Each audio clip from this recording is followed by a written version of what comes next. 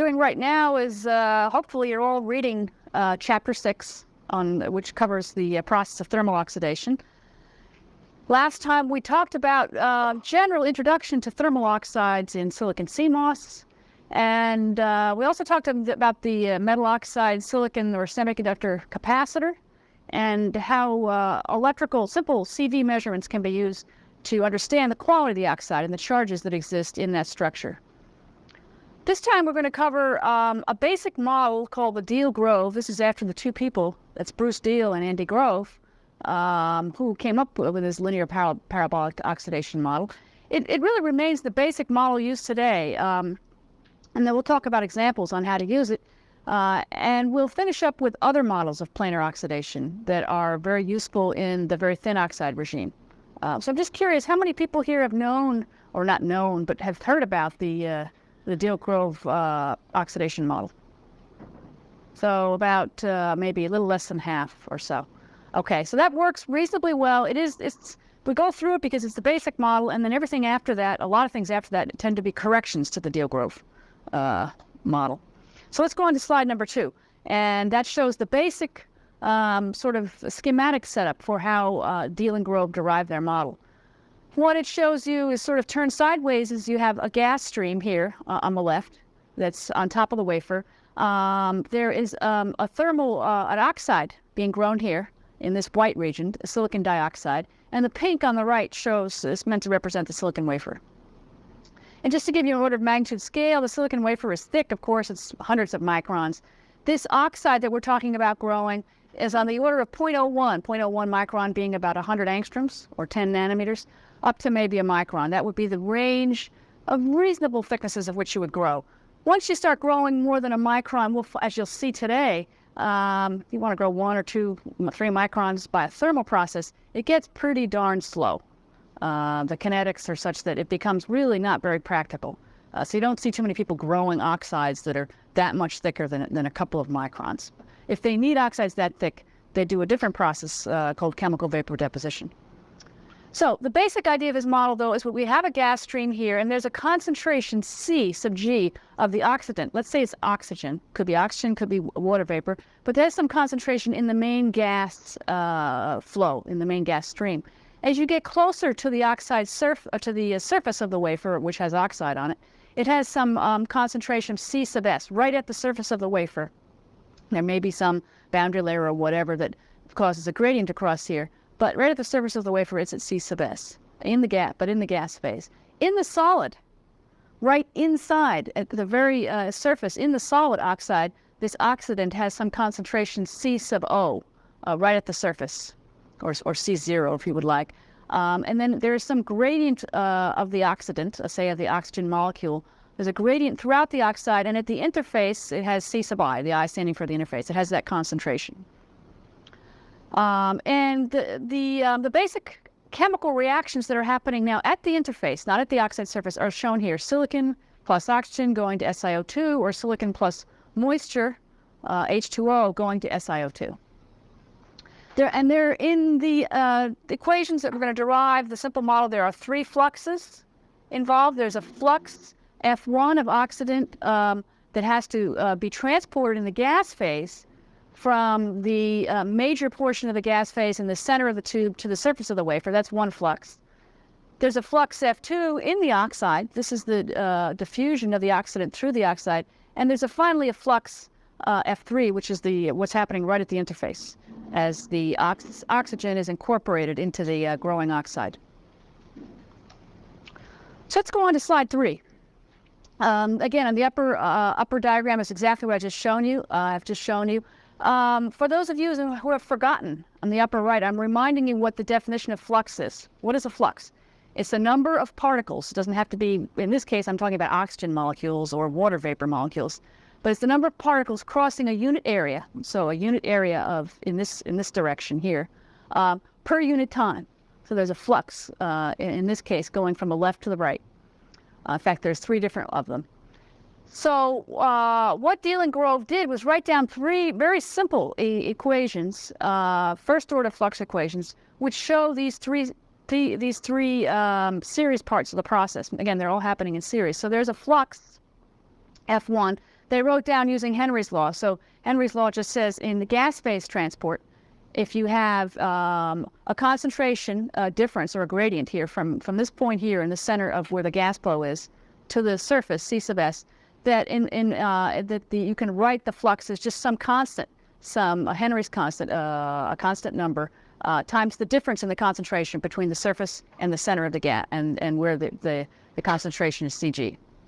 So that's a simple equation from Henry's law. A second equation they wrote down was diffusion through the oxide, and this comes from Fick's law, Fick's first law. Hopefully some of you have seen this, maybe not in this particular form. When we talk about diffusion, it'll become very obvious.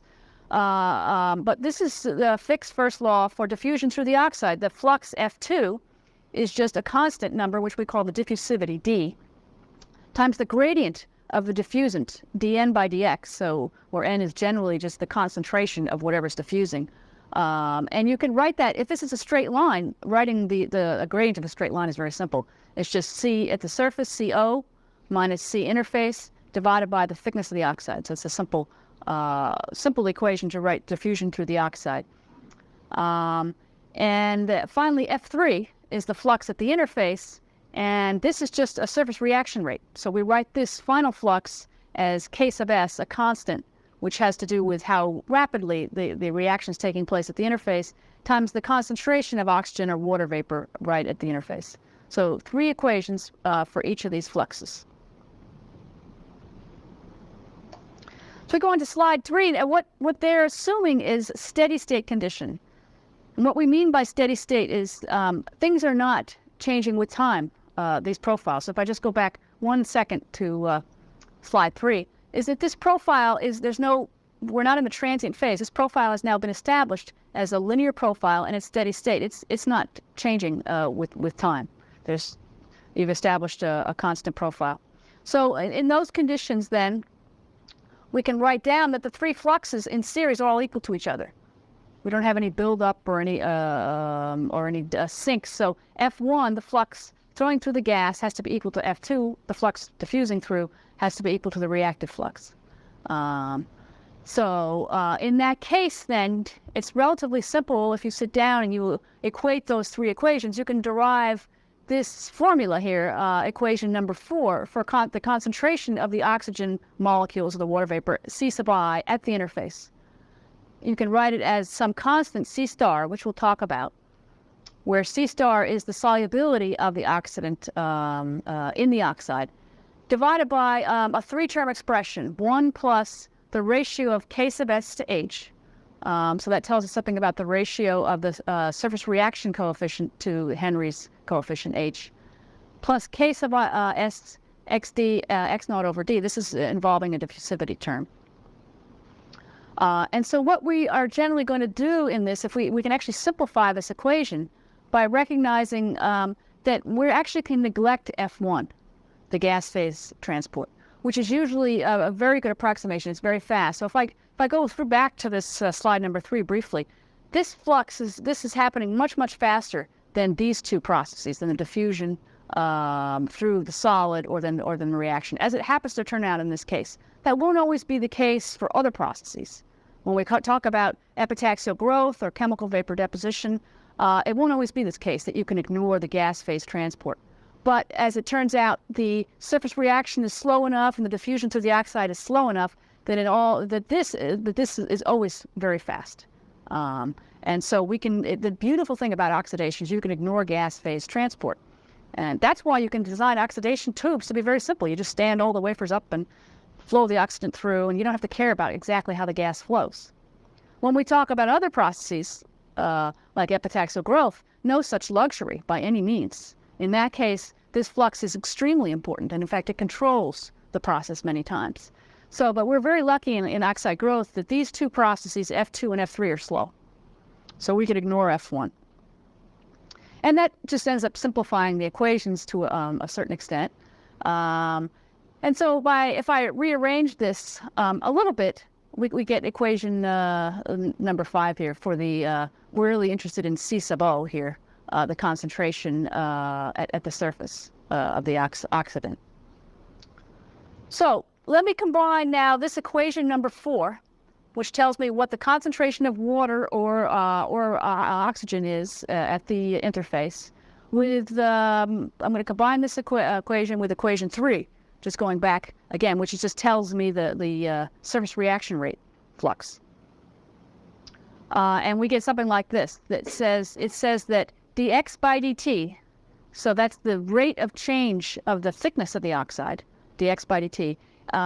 We know we can write it as a flux divided by a concentration. So N1 here is what? Anybody have an idea what N1 is? Just from dimensional arguments. What kind of, this is, I want to get dx by dt. Flux tells you the number of atoms per square centimeter per unit time. So N1 has to have the units of the concentration per cubic centimeter, basically. So that it works out, even just to work out dimensionally. Of course, I don't have any chalk, but that says what happens. But if you work it out dimensionally, flux has number of atoms per unit time per square centimeter. This is the number of atoms in the oxide per cubic centimeter. You end up with something like, looks like centimeters per unit time, or length per unit time. So this is how quickly the oxide is growing, the growth rate or the velocity, which is what we're interested in, the growth rate. Can be written like this. It's the product of K sub S, the surface reaction rate, times the C star. C star is the solubility of the oxidant in the oxide. So that's as much as you can put in at that temperature. Okay? You might have more in the gas phase than that, but that's how much will go in at that temperature. C star divided by this denominator, 1 plus K sub S over H plus K sub S x naught over D.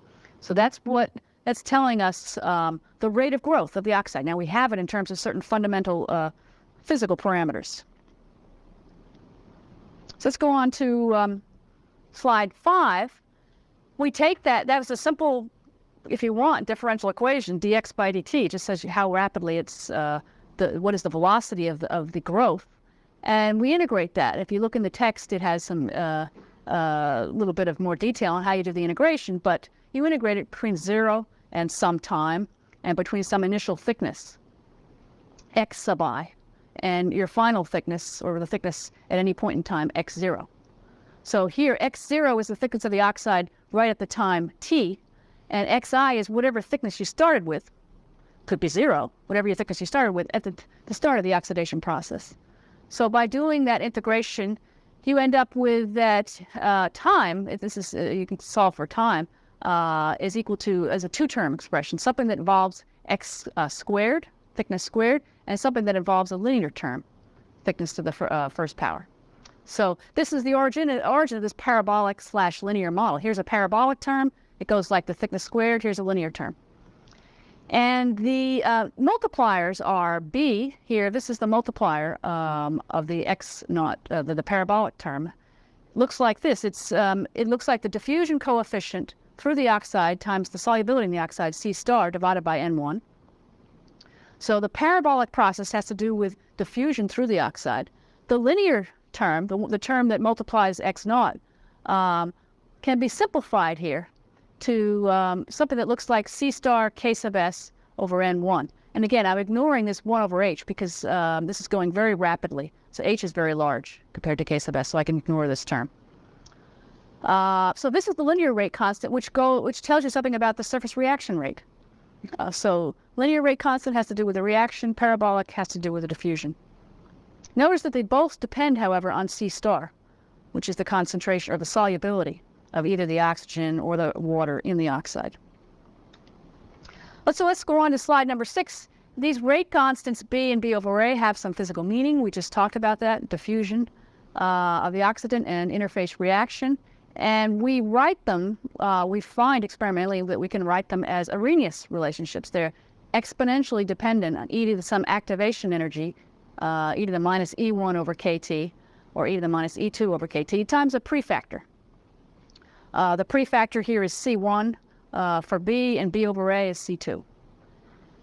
And these rate constants have been studied for many years. People have measured them or tried to extract them experimentally. And this is a chart, table I took directly out of your text, which shows the ambient. So that's the type of gaseous environment that you are in, the wafer is in, and the rate constants B and B over A and how to calculate them. So in dry oxygen, so there's You're flowing O2 in the tube, but there's no moisture around. To calculate the B rate constant, you need to know C1, and you need to know E1, the activation energies. Wet O2, they're listed at and H2O, and moisture environment. So these are, by the way, just be careful when you're going to use these numbers. These are for 111 silicon oxidation. So that's the oxidation of a wafer with orientation surface of 111 at 1 atmospheric pressure. If you want to know the values for 100 silicon, then you take the C2 values, these B over A, the rate constants, and you divide by 1.68. So it's slower for a 100 interface. And if you go back and look at your crystallography and look at the number of atoms per square centimeter, it actually makes some sense, because on a 111 interface, we have the largest number of atoms per square centimeter available for the oxidation. So it's going to be, the rate constants are going to be faster. But notice the activation energy doesn't change as you change orientations. It's all for the rate constant B over A, the surface reaction rate. It all has an activation energy of close to 2 eV. So the activation energy for B over A is roughly constant. It just depends on the surface reaction rate. For B, interestingly, the activation energy for B varies with the process. So depending on whether you're in a dry O2 here, you get 1.23 eV. Here, this is 0.7 eV, and for moisture and for water, it's 0.78 eV.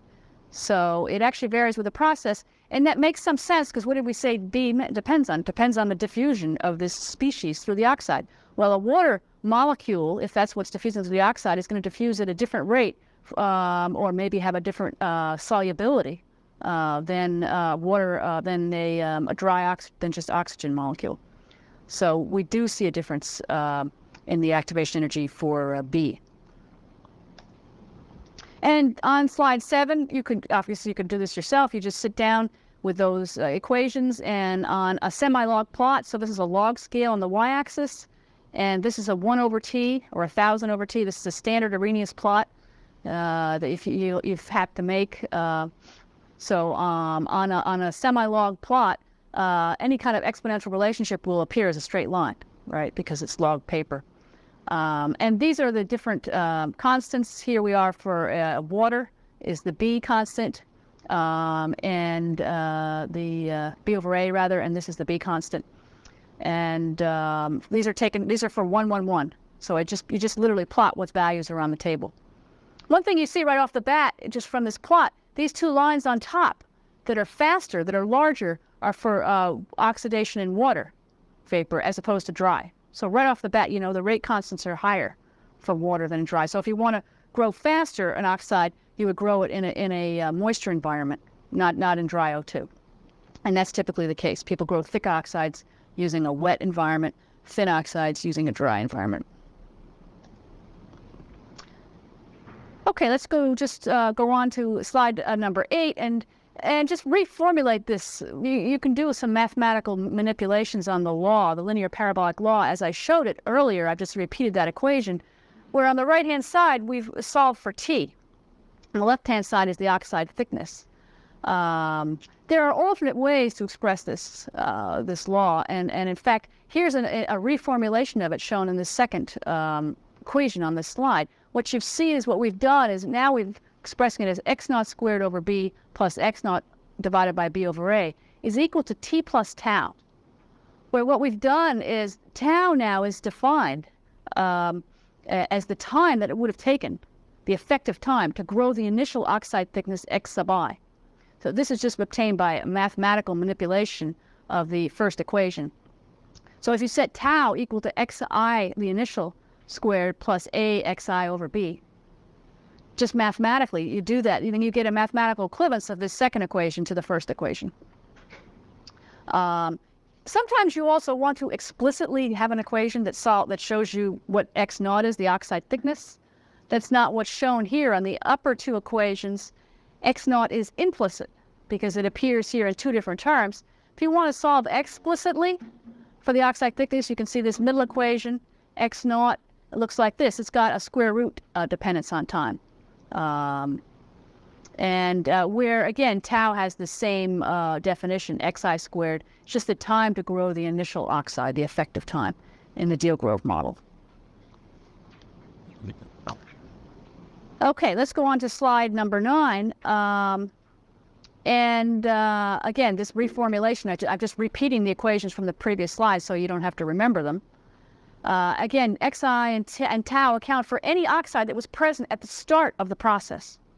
Okay, you know, when you first push the wafer in, you might have had other processes that have taken place, and might already have some oxide present there.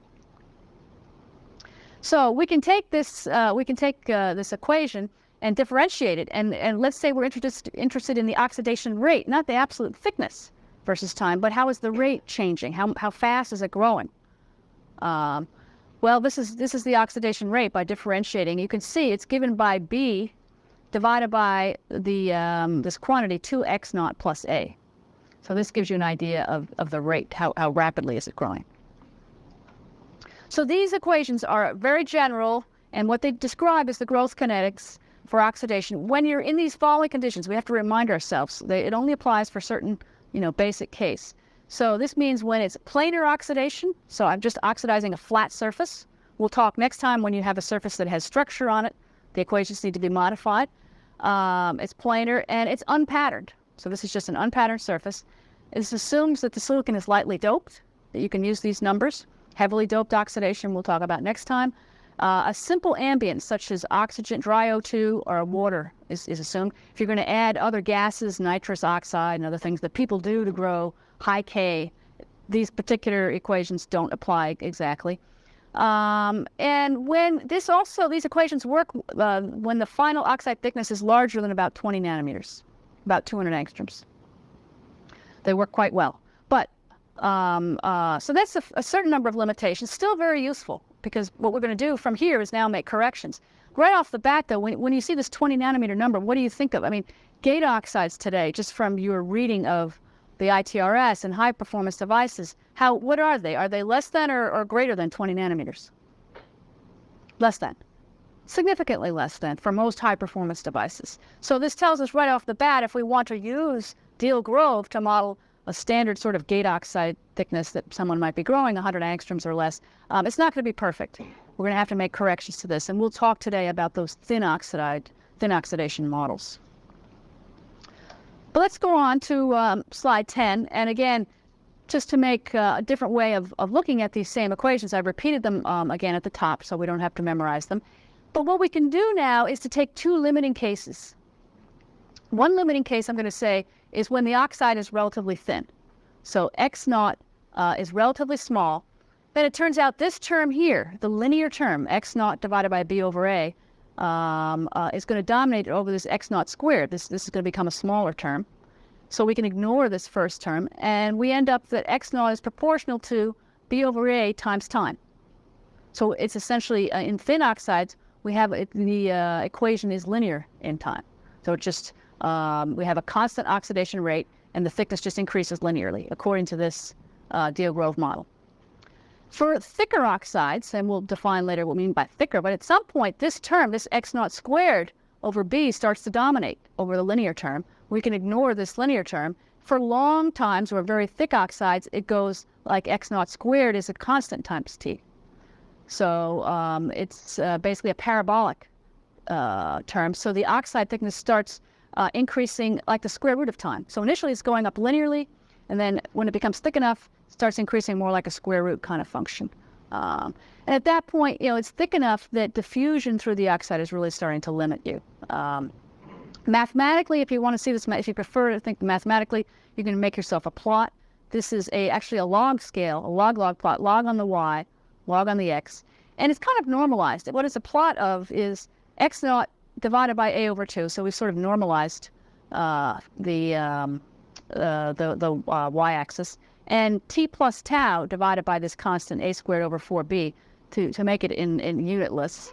And what you see, this solid line here is equal to a plot of x0 squared plus ax0 equals b times tau times t plus tau. So that's the exact Deal-Grove model. At short time, you can see it approaches, or low thicknesses, it approaches this linear rate constant, this linear equation.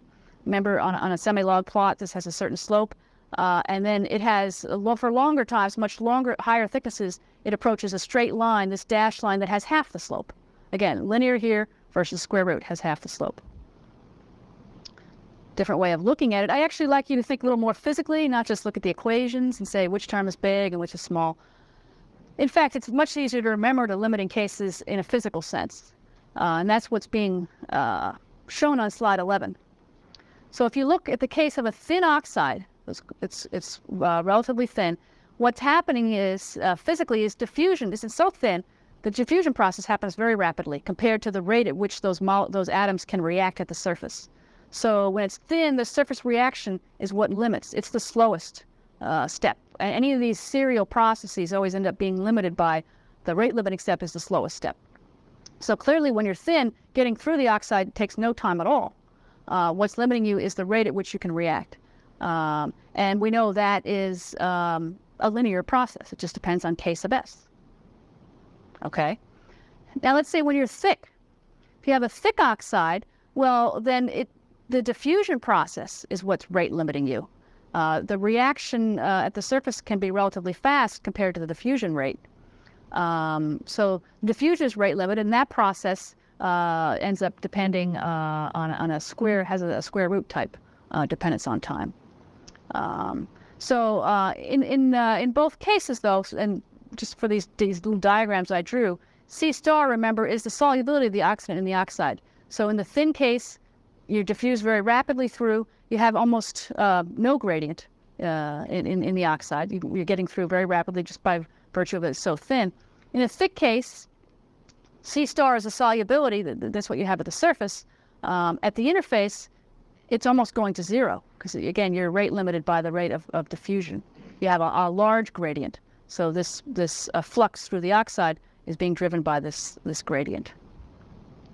So those are the two limiting cases. One depends on diffusion. The other is limited by surface reaction. Slide 12 is just a little example of if you're an experimentalist, how do you sit down and how do people in the old days used to do this? Well, it's pretty simple experimentally. You just do oxidize a bunch of wafers the same temperature for different times, and you plot the oxide thickness measured versus time. You'll see this linear dependence at first, and then it'll start to bend over where it's square root. Easy way to do it is to plot x instead x naught instead of as a function of time, but time divided by x naught. And you'll find out that the slope, if you just manipulate those simple linear equations, the slope is the parameter b, and the y-intercept is the parameter minus a. So for the Dio-Grove model, it's very simple experimentally if you do this kind of plot to extract those two parameters. These are some actual calculations of the oxidation rates in dry on slide 13 in dry oxygen using the Dio-Grove model. This is for 100 silicon now. So 100 silicon is much more likely what you're going to be using in a silicon manufacturing process or probably in your research. So it's a plot on the left axis, linear scale of oxide thickness as a function of time. And what you do see is a linear regime here, say for thin, when you're at thin oxide, say below 0.1 microns or maybe half of that, 500 angstroms, the lines look quite linear. And then they start bending over, so they're followed by this sort of parabolic behavior where they grow less rapidly. And you can also see, look at the thicknesses, as we mentioned before, dry oxides, and even at high temperatures of 1100, which is quite high for a furnace, you're really limited for practical times. You don't want to be leaving the wafers in there any more than a few hours, 4 hours, 6 hours, whatever.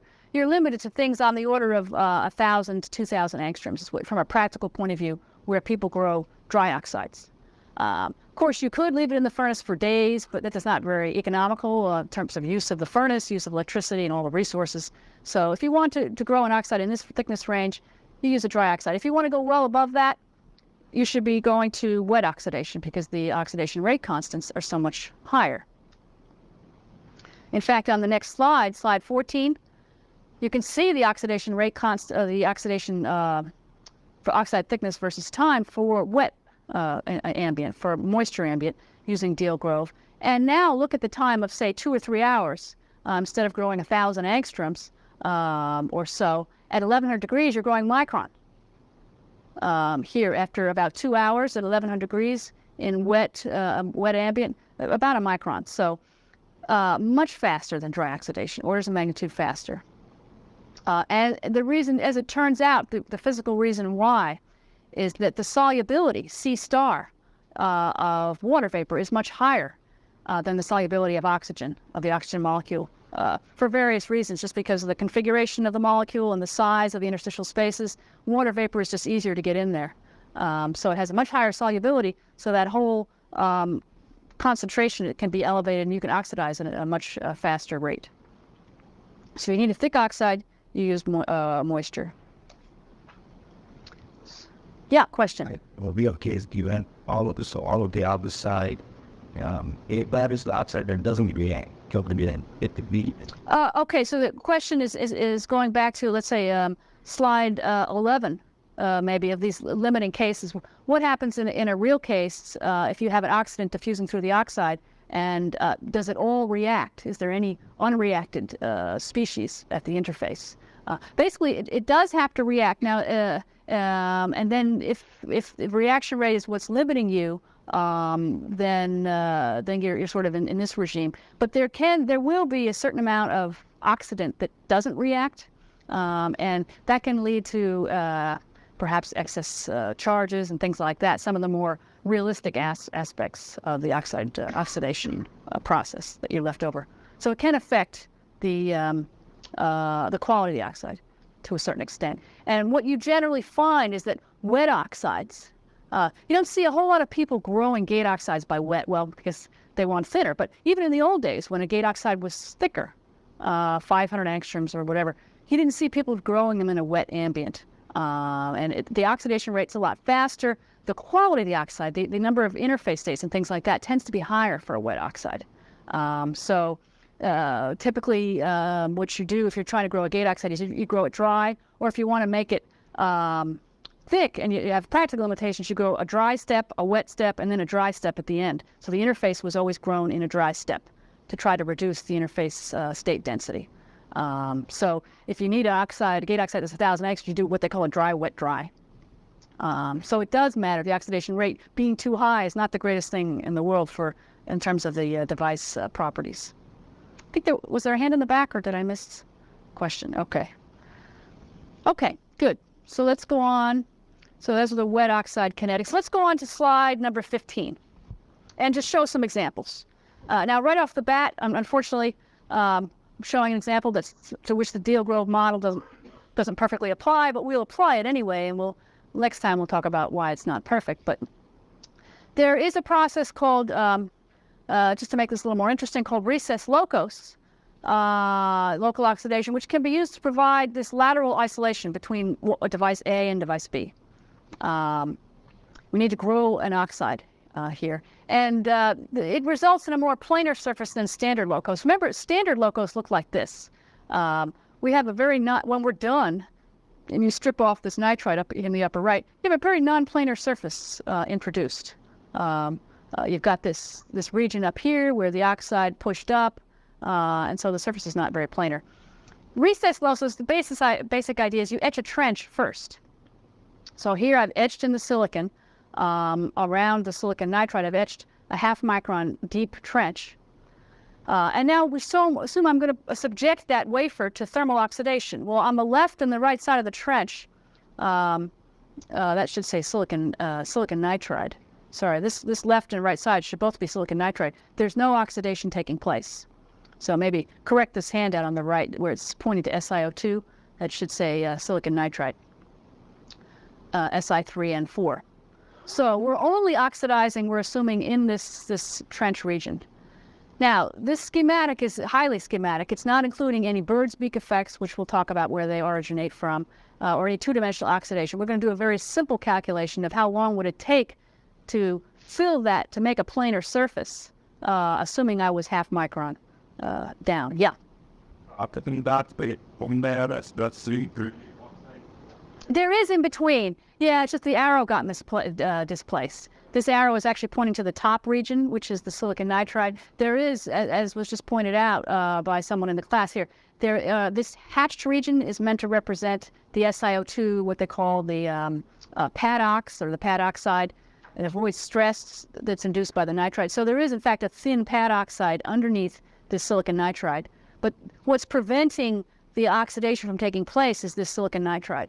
SiO2 itself won't prevent oxidation. The oxidant will diffuse right through it. The nice thing about silicon nitride is that it's hard to get oxygen and moisture to diffuse through it, so it can act as a mask or as a blocking layer, so you don't oxidize underneath it. The first order. So this oxide that's shown here underneath it happened before the nitride was put down. Okay, good point. So let's go on to slide 15.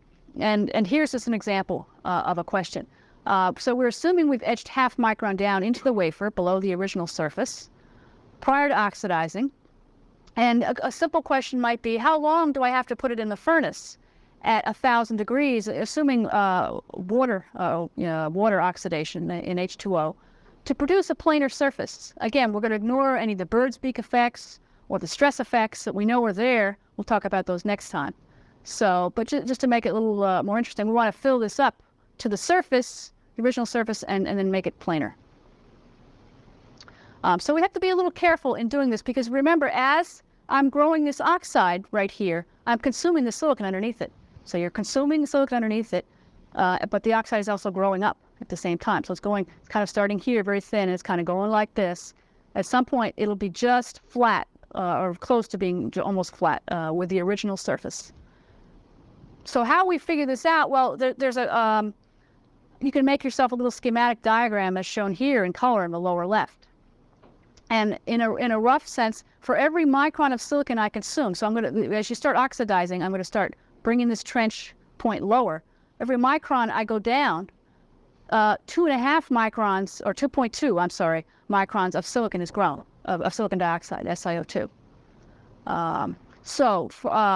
You can write this sort of mathematically. If I say y is the thickness of the silicon that was consumed, then 2.2 times y is x naught. That's the thickness of the SiO2. Okay, so that's just due to the volume expansion when you grow oxide. So we can have that as one equation that describes what's going on. On slide 17, so we remember that equation, but then we also know that the total thickness of oxide grown, in order to satisfy this requirement that we fill the trench, well, we want to know a specific case where x naught is equal to half micron, which is the original trench depth, plus y, which is the thickness of silicon consumed. So that's just by looking at this geometry. So the distance from here to here is half micron. That was my original trench. Plus the silicon is going to get consumed down a little bit. And that we're calling the variable y. We don't know that number yet. So we have two equations here. This x naught equals 0.5 micron plus y, and we also have the constraint that 2.2 times y is x naught. And that's just from the volume expansion that we know. So if we can simply now just equate these two equations. We have two equations, and we're going to set x naught in equation 1 equal to x naught in equation 2, and then you can simply solve for y. So y turns out to be about 0.4 microns. So that says we need to consume about 0.4 microns in order to just fill the trench up to the original surface. So I'm going to actually go down here from the original trench depth. I'm actually going to consume 0.4 microns down into the wafer. So x naught, then the oxide thickness must be 2.2 times that. So it's about 0.9 microns. So we really have the answer. We know we need to grow at 1,000 degrees up 0.9 microns. We were told we can do it in a wet ambient, so you can calculate B and B over A using the table in table 6.2 of your text. So you know this is the Deal-Grove equation. You can just calculate B and B over A and solve for the time. Or if you want to go on the next slide, I'll show you use the graph. So on slide 18, these are just the oxidation kinetics, or oxide thickness versus time in a wet ambient. And I was told we were at 1,000 degrees, so that's this line right here. And we know we need to grow 0.9 microns, so that's this black line, horizontal line. And you can get it roughly here. It's just 3.8 or so hours, depending on how accurately you can read off the plot. If you want to get a little more accurate, you go ahead and calculate B and B over A and plug in the equation. But you can always check the plot. That way you're sure you have a sanity check that you didn't make some calculator mistake or type in the wrong number. Okay, so that seems like a reasonable example of how you would do a simple calculation. So let's go on now to slide 19. So that was a Deal-Grove model. Immediately, at the same time Deal and Grove published it, they realized that there was a major problem with the model, even when it was first proposed. It doesn't correctly model what they knew to be the thin oxide growth kinetics. And you can see that in this plot. This is a plot I took out of Andy Grove's book, which was published quite some time ago, but still a famous book, Oxide Thickness in Microns as a function of time. This is for dry oxide grown at 700. It's very low temperature. And these little bullets, or these open symbols, are what they measured as the oxide thickness. And in fact, what they noticed is that the model itself, which would be in this range, the dry oxides grow much faster for thicknesses below about 20 nanometers, or 0.02 microns, than predicted by the linear parabolic model. So the linear parabolic model would have had them, sort of going like this, and here these oxides are already going up much faster. So there's a rapid initial oxidation phase, which does not take into account when you have a linear model in the beginning and then a parabolic model. So people knew right off that this really wasn't going to model the initial oxidation kinetics very well. So if we can go on to slide 20 then, since that time, there's been a number of people have made suggestions to explain why the initial kinetics are faster than what Deal and Grove model would predict. There isn't really one model that's widely, totally always accepted. There's a couple of them that are used in simulators today. So if you go to the Supreme 4 manual and you read up about what thin oxide models are available for you to use in your numerical simulations, here's an example of 3 of them. There's the Reisman model, Hahn and Helms, and the Massoud model. So I want to go through these 3. They're maybe the most popular or well-known of all the proposals.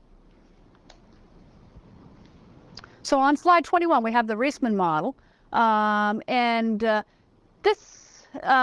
actually propose a relatively simple power law, but it seems to, in some people regard it as more of a mathematical fit that quote-unquote fits the data for dry O2 over a wide range of thicknesses. And so their power law actually looks different from the Deal-Grove model. They say the oxide thickness x naught is some constant A times T plus Ti. Ti is the initial oxide thickness or time, equivalent to, corresponding to the initial oxide, to the B power. Or you can, rearrange it so it looks something like this in terms of A and B. Look at this compared to Deal-Grove. You can see it is actually quite different. Although they still have a couple of constants. They have a little a lowercase a, and a lowercase b for a given set of process conditions. So similar to Deal-Grove, you have 2 constants. They're different numbers. This actually works. The fit mathematically fits better in the thin oxide regime.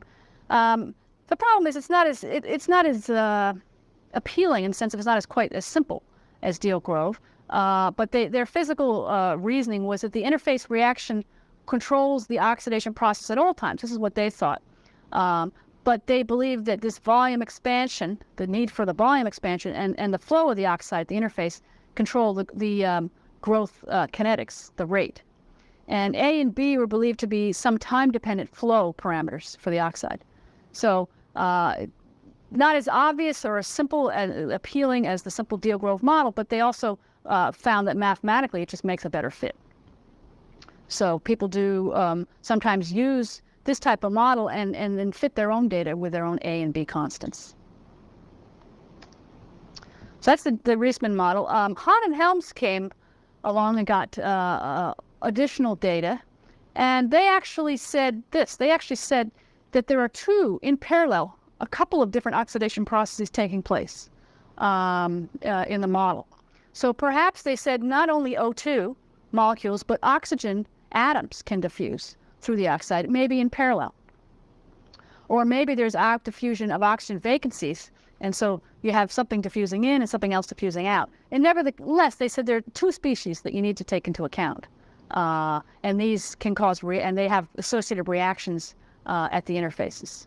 So it looks very much like Deal Grove. In fact, this is Deal Grove. If you express Deal Grove, remember, in terms of an oxidation rate, it's just B divided by 2 X naught plus A.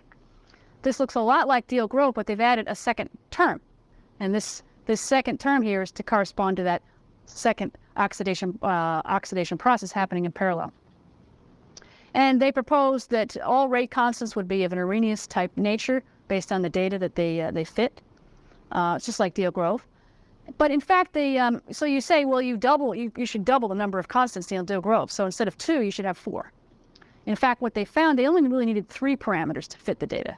So they needed a B1 associated with this process, and a B2 associated with this process, and B2 over A2. So they found A1 equal to roughly 0. So those of you who are skeptical in the audience will say, well, okay, Deal Grove had two parameters, and Hahn and Helms have 3. So you can, if you add more and more parameters to a fit, you can always do a better job mathematically of fitting data. Everybody kind of knows that from your mathematical experience.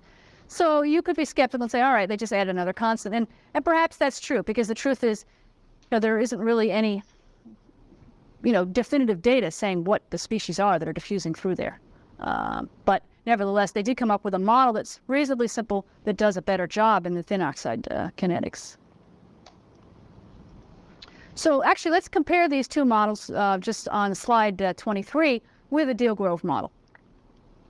So the x-axis here is oxide thickness in microns, and this is time. I'm sorry, the y-axis is thickness, the x-axis is time. And this is plotted for atmospheric pressure, dry O2 at 800 degrees. And so let's look at the different models. This line right here, unfortunately, they're all the same color. I apologize. But you can sort of see where the arrow is pointing to the Reisman model. Looks something like this. Hahn and Helms, amazingly, different mathematical equations, but they look pretty darn close. They're not exactly on top of each other in this thin oxide regime, but they're pretty darn close. The Deal Grove model with tau equals 0 looks like this, and with tau equals 8 looks like that. It doesn't actually approach either one of them very well until you get into the thicker regime up here. But in this thin regime, say below 200 angstroms or 0.02 microns, Deal Grove doesn't really approach either one, and Hahn and Helms and Reisman do actually approach the data quite well. They will converge, though, when you get to oxides thicker than 200 angstroms.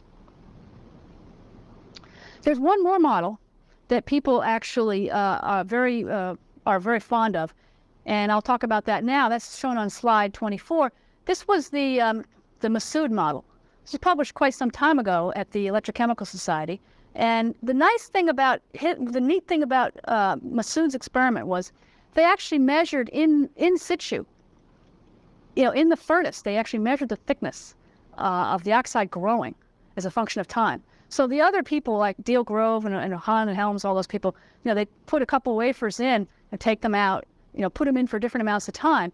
And so they get a few certain data points. How many wafers can you put in? Maybe 5 or 10 in an experiment.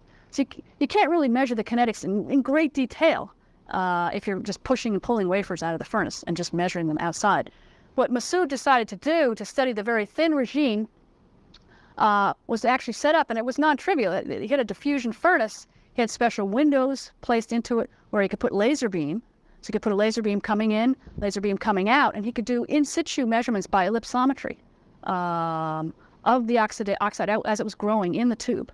It doesn't sound like a big deal, but it turns out it's pretty challenging because there's all kinds of thermal expansion going on, and the wafer has to sit still and not move while this laser comes in, hits and bounces off, because in ellipsometry, the angle of incidence is very important and all that. So designing the equipment was like a huge part of this PhD thesis.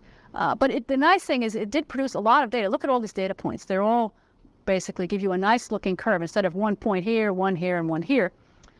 He published in situ measured oxidation rates. Now this is the rate. So this is not the thickness. This is angstroms per minute as a function of the thickness grown.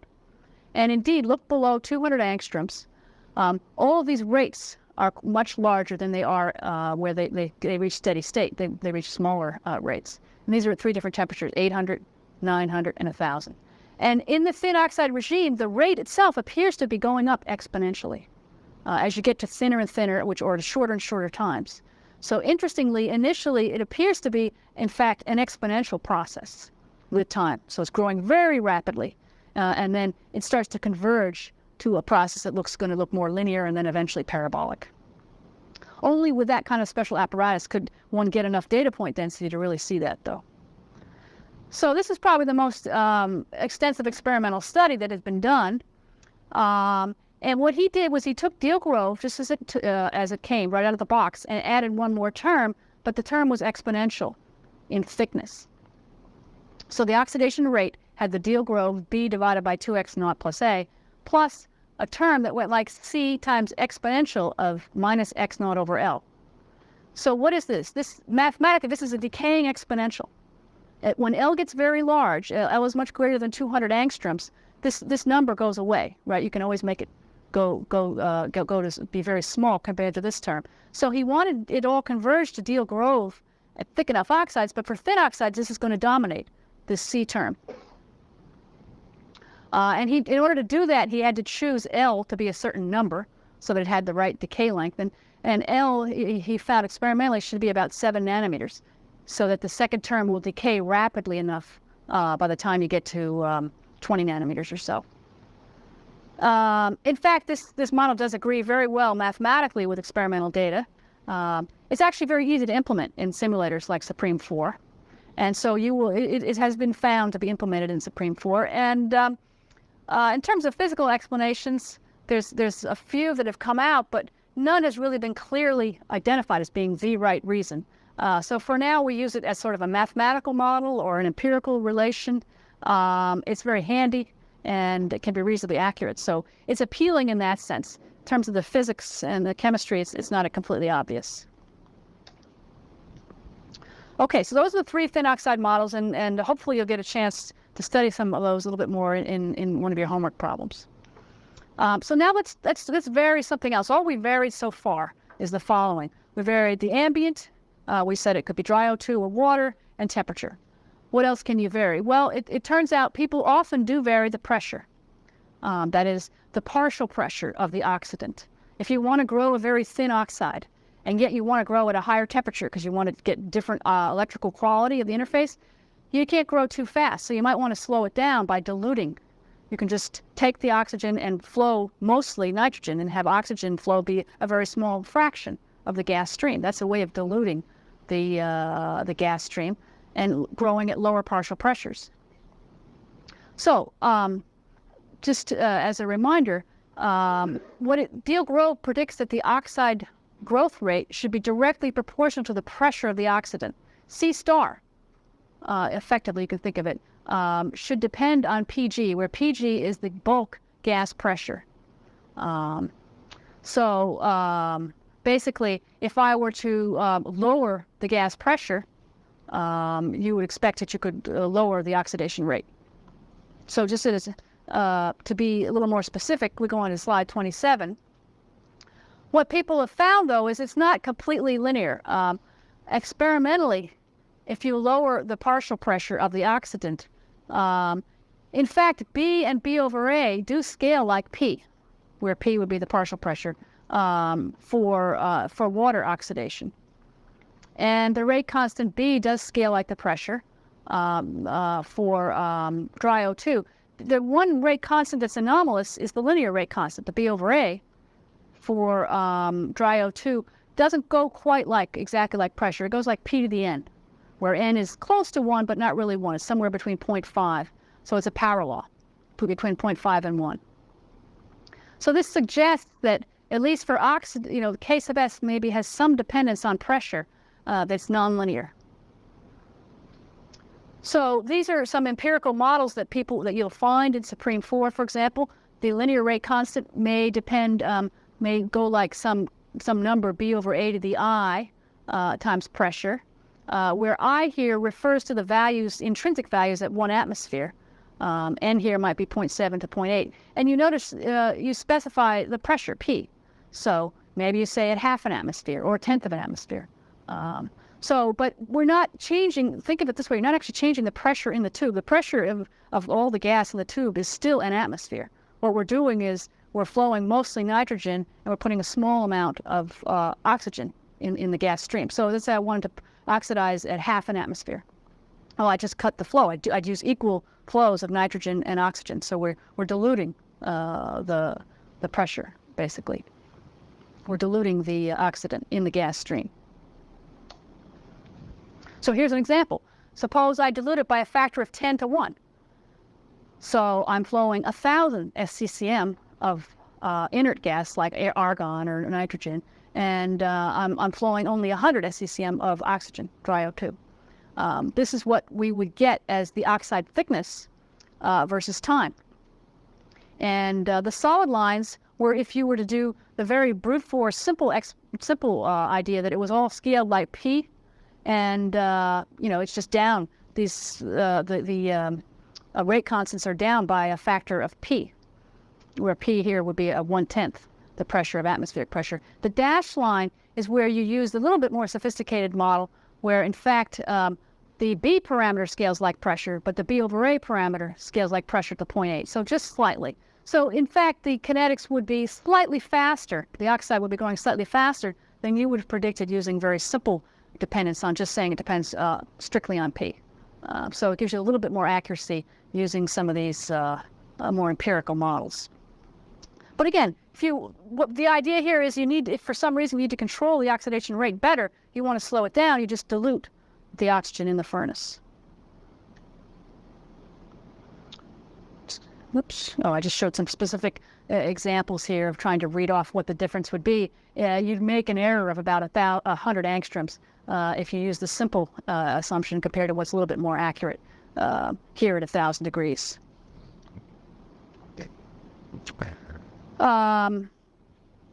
Okay, so let me just skip through. That's the standard kinetics on slide 29.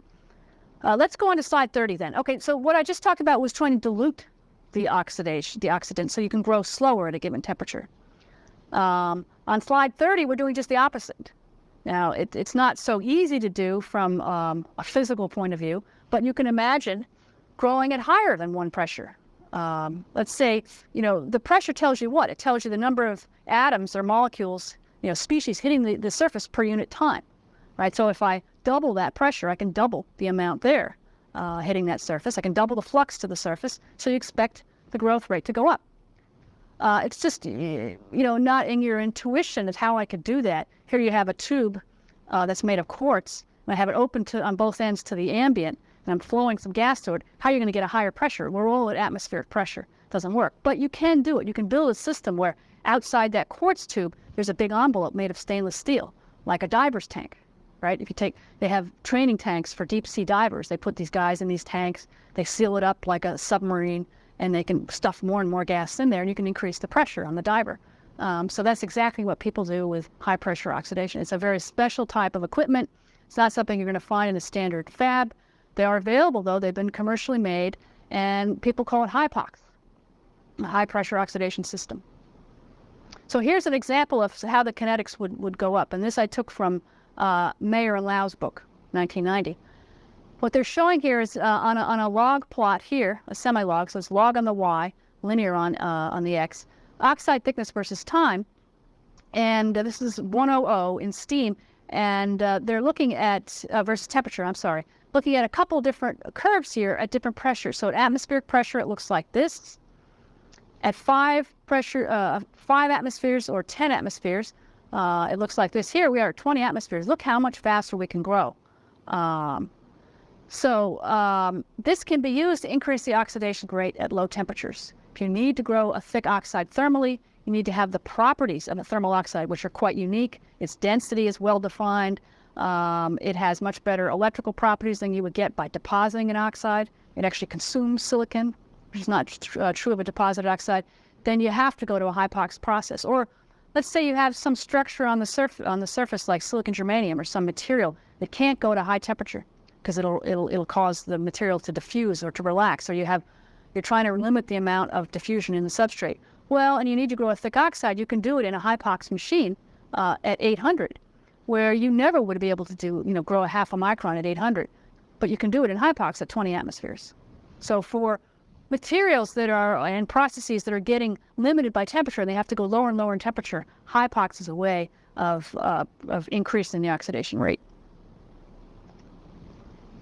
So in fact, here's some data shown on slide 31 on hypox. I took from Simon Z's book. And what it shows is the measurements of on the y-axis, the parabolic rate constant. So this is the B parameter as a function of 1,000 over T. So it's a semi-log kind of Arrhenius plot in steam. And this applies to a couple different, it's been measured for a couple different orientations of silicon. And what you see here is this solid line, which has two different activation energies. There seems to be a break point here somewhere around 950 degrees, but actually the activation energy close to 1 electron volt. This is the B parameter. Here at 5, 10, 15, and 20 atmospheres. This is what the B parameter goes up by. And in fact, I marked this blue line, which is at 800 degrees. And in fact, I'm reading off the chart here, the B parameter is almost exactly a factor of 20 faster at 20 atmospheres than it is at 1 atmosphere. So we can go up to 20 times the oxidation rate at 20 atmospheres at 800 degrees. So it does scale reasonably well, this parameter does, with pressure at higher pressures. On slide 32, I'm actually showing you, remember I said you can build this complex diver tank looking thing with a great big steel vacuum system that can hold the pressure and pressurization system. I've taken this from Simon Z's book. He actually talks about how you would do a hypox run if you had such a thing. Just so you can think about it, what happens is the wafers get loaded here at atmospheric pressure. Down here, this solid bar, it means you're at atmospheric pressure. Obviously, you can't pump up the diver tank until the hatch is closed. So you load them at atmospheric pressure, and you have a sealing step. And here you're starting to increase the pressure, again using O2. You do some purging. And then at some point, what you do is you bring the shell, this outside steel shell and the tube up together in pressure, and you go up to, say, 10 atmospheres. You do your, so you're pressurizing in moisture, and then you do your oxidation, then you depressurize and bring it down to atmospheric pressure and unload. So it's perfectly possible to do this. Obviously, if you try to do it with a quartz tube and put end caps on it, pressurize it, of course, the quartz would explode all over, so because it's not a strong material. But if you you have the stainless steel shroud all around it, then the differential pressure across the quartz is very close to zero, or it can be just maybe 1 atmosphere. We know it can withstand 1 atmosphere, but that way you keep the quartz from exploding all over the place. So it's a special piece of equipment. Okay, so then let's go on to slide 33. So hypox, you can do low pressures, you can do high pressures if you have the right equipment. It turns out simple oxidation also isn't always done just with oxygen or water vapor. Small concentrations of certain other species are often added. For example, HCl is sometimes added to the O2 because it turns out people have found by adding that they can reduce oxide defect densities. Or they can reduce contamination levels. HCl, we know, in the liquid form, HCl is very good at etching off metals from the surface. So perhaps it has a similar role when it's in the vapor phase. So sometimes people add a small amount of HCl to the furnace. It can produce chlorine, which can react with maybe trace metals by this kind of process that's shown here. So it's not unusual to see in manufacturing processes oxidation in not just O2, but HCl, O2 plus HCl. So these bullets here in the middle of the slide are just some generic kind of observations that have been made on these different ambients. Well, we know, we just studied in Deal Grove, we know in detail that you can get 20 to 50 times faster than dry O2 just by putting in wet O2, in steam, so we know that. 3% chlorine in the ambient can increase the growth rate by 20 to 30%. So also HCl is a way of, at a low temperature, is boosting the growth rate. The name of the game these days is keep the dopants from moving, but keep the growth rate high enough to give you a reasonable thickness. So you can add a little chlorine to speed up the growth rate. You can also add NF3, another commonly used species. A small amount of that will increase the growth rate by 2 to 3 times. Again, this is adding in a lot of new chemistry, and there's no way in an ab initio, in a first principles sense, to really calculate what those rates are. So in simulators like Supreme 4, if you go sit down and tell it, oh, I want to grow an oxide in chlorine and oxygen, it doesn't simulate the chemical reaction and all the kinetics and come on, spit out a number. It has a lookup table of B and B over A values that have been measured in the literature for commonly used ambients like chlorine and maybe NF3 and a few others. So it looks up in the table what B over A and B should be. As a function of the pressure here, this pressure delta or chi, these are some functions of the concentration of this additional species that's in the furnace. Could it be HCl or whatever? And they've been determined very empirically. So don't expect first principles models, but maybe some mathematical models would be in Supreme for different ambients. But again, they've all been calibrated to somebody's experiment. So, you know, they may not exactly agree with your experiment. You might have to calibrate it yourself. Here's an interesting example on slide 34. These are some kinetics in HCl has been used for quite a while. It's even old-fashioned now. Something that's a little bit newer is people oxidizing in ambients like NO, N2O, and even implanting nitrogen. Remember we talked about oxynitrides are the first form of high K. Oxynitride, which is a mixture of silicon, oxygen, and nitrogen, has a higher dielectric constant.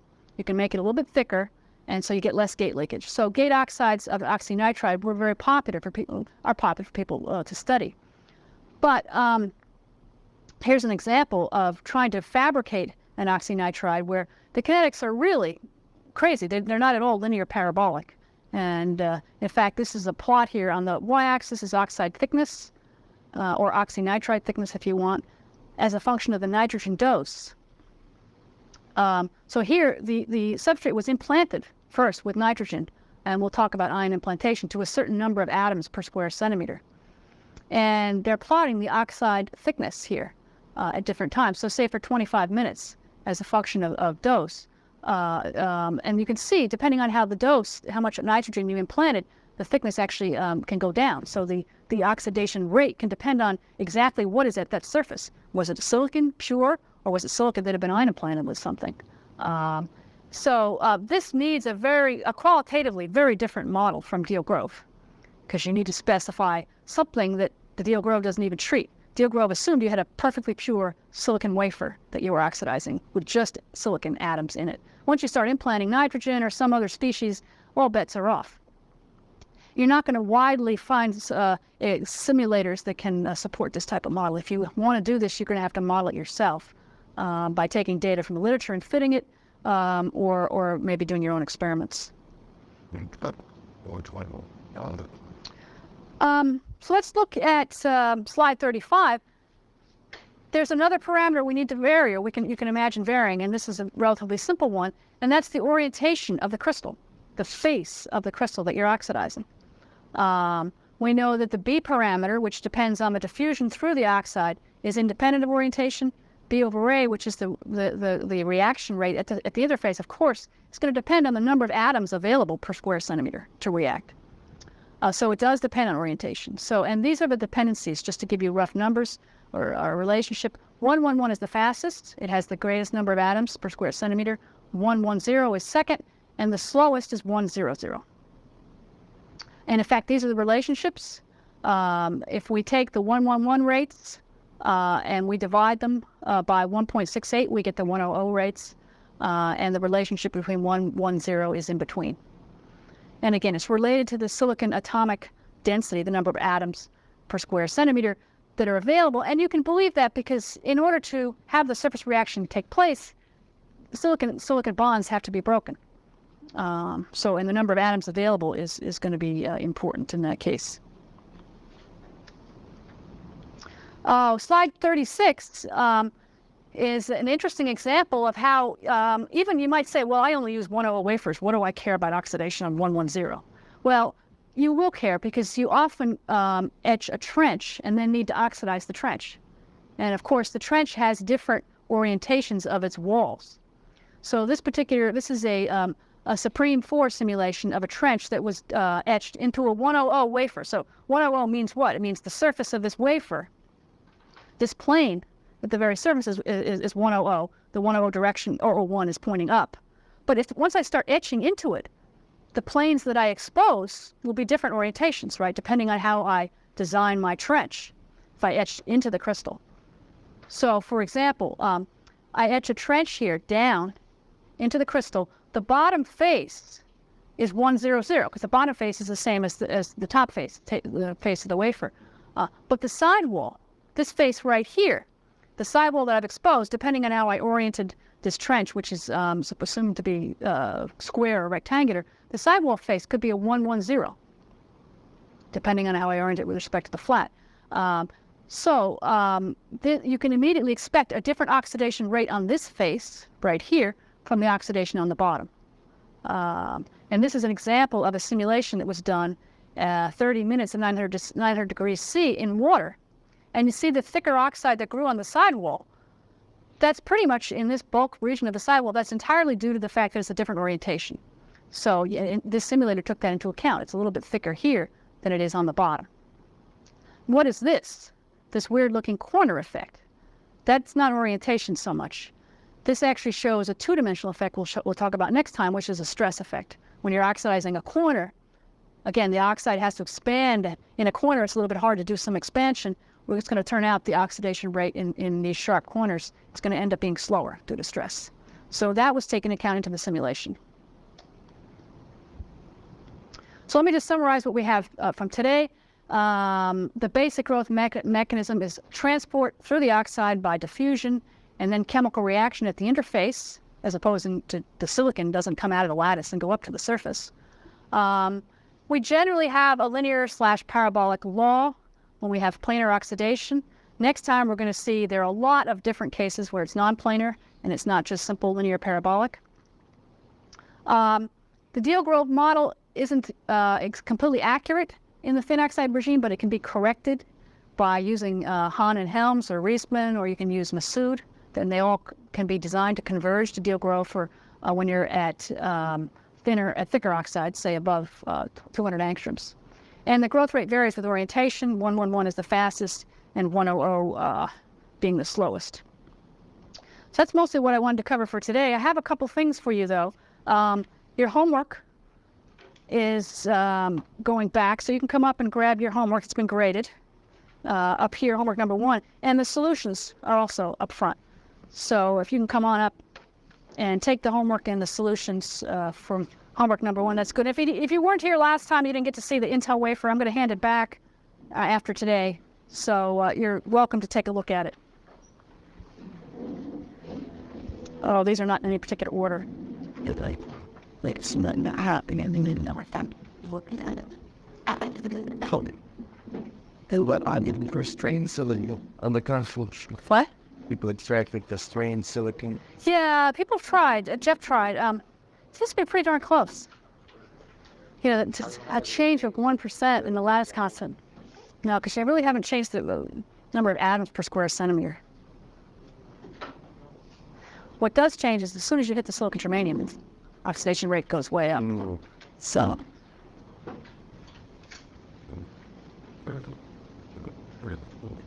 Like that, and the right.